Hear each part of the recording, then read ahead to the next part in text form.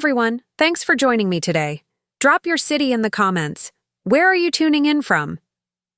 The wedding was pure spectacle.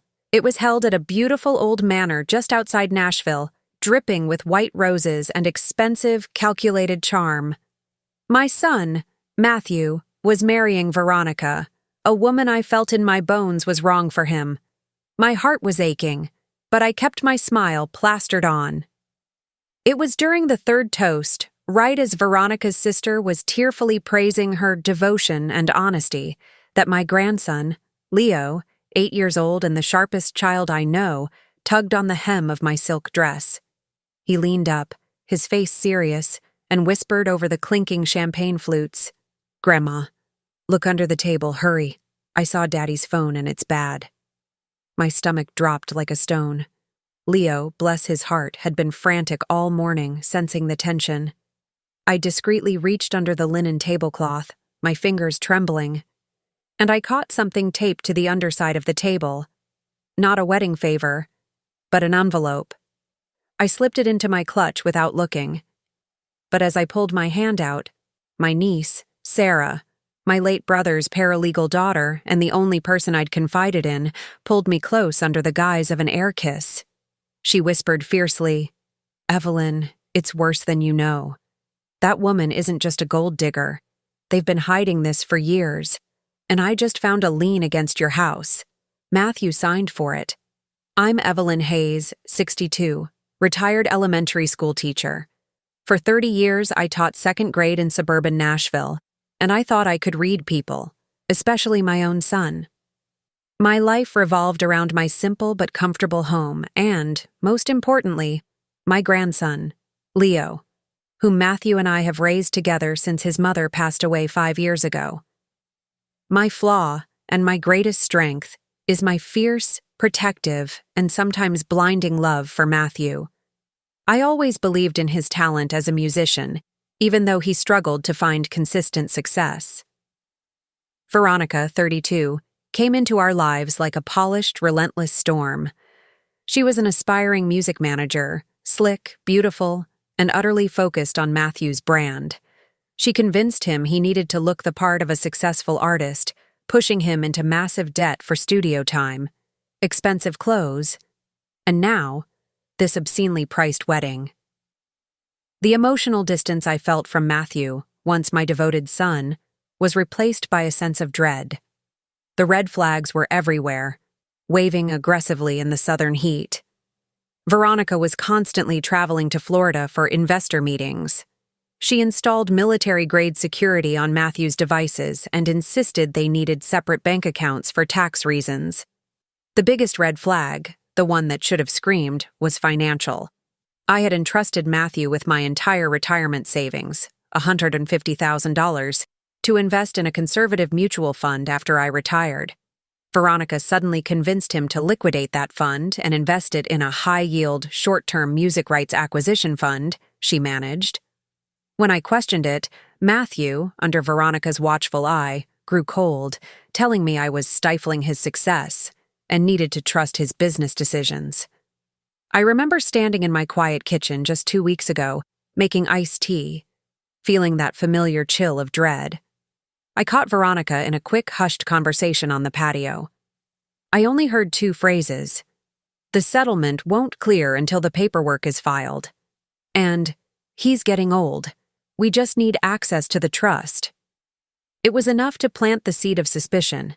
This wasn't just a desperate grab for Matthew's money. It was a conspiracy. The wedding toast finished, and the room dissolved into conversation. I slipped away to the ladies' room, my hands shaking as I pulled out the envelope Leo had secured. It was a single, folded piece of paper, a Florida marriage certificate. The names were Veronica A. Davis and a man named Howard P. Sterling. The date was 18 months ago. This was undeniable, written in the official script of the state of Florida. Veronica was already married. My shock was so profound it was almost physical. Bigamy. She wasn't just marrying Matthew for his money. She was committing a felony. I found Sarah, the paralegal, who was already huddled on a terrace, looking terrified. "Sarah," I whispered. showing her the document. "Look at this. She's already married." Sarah stared, her mouth open. "I knew it was bad, Evelyn, but not this bad. I found the lien while looking up Matthew's name for another family matter.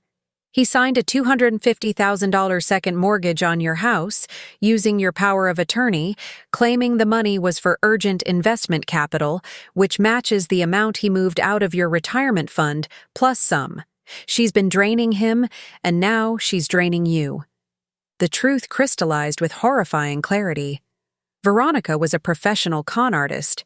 She had married an elderly, wealthy man, Howard P. Sterling, likely the getting old person she mentioned, and was likely leveraging her marriage to Matthew, a respectable, if financially struggling, Nashville local, to gain access to a family asset, perhaps a trust or a property, or to simply launder the money before divorcing the first husband. The Music Rights Fund was a total fraud, designed to siphon my retirement savings, while the mortgage on my house gave them cash for the wedding and their disappearing act.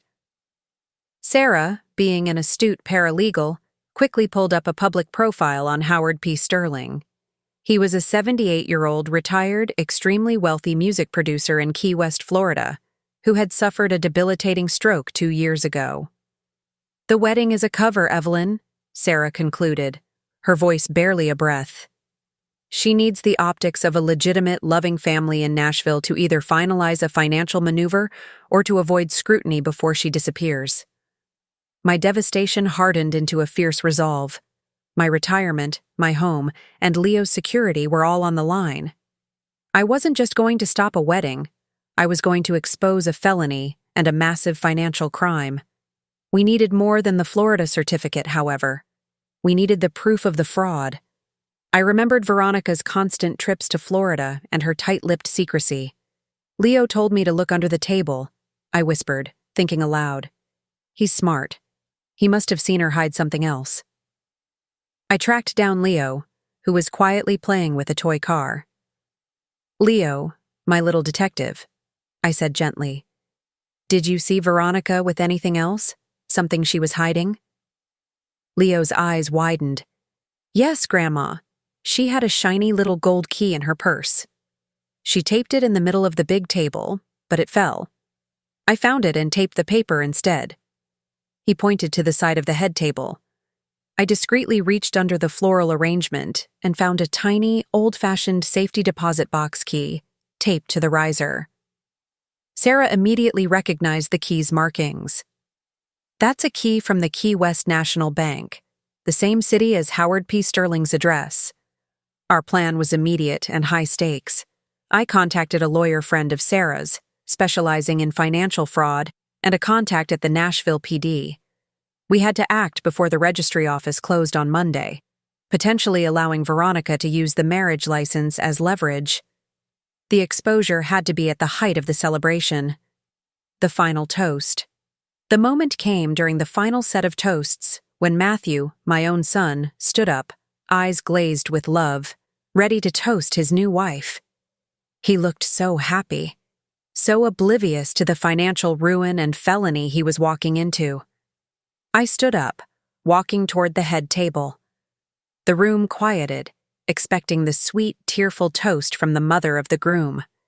I looked at Matthew, and my voice cracked slightly, but it was clear and projected by the microphone. I gently took from his hand. "Before we celebrate this beautiful union, there is something I must share about the foundation of this marriage. It's a foundation built not on love, but on a house of cards." I looked directly at Veronica, whose smile had frozen into a mask of pure terror. "Veronica," I continued, holding up the Florida marriage certificate for the entire room to see, "I believe there's a slight complication. According to the state of Florida, you are already married to Mr. Howard P. Sterling. This beautiful wedding is legally an act of bigamy." A collective gasp swept through the room, followed by an immediate frantic murmur. Matthew stared at the certificate, his handsome face contorting in confusion and then sickening realization. Before Veronica could shriek a denial, I raised my voice again. "The purpose of this fraud goes beyond a simple affair. It involves financial theft. This key, recovered by my grandson," I paused, holding up the small gold key, "is to a safety deposit box in Key West. I have reason to believe it contains the evidence of the fraud that liquidated my entire retirement fund and placed a $250,000 lien against my house." Veronica finally found her voice, shouting, "You psycho old woman! You're ruining his life!"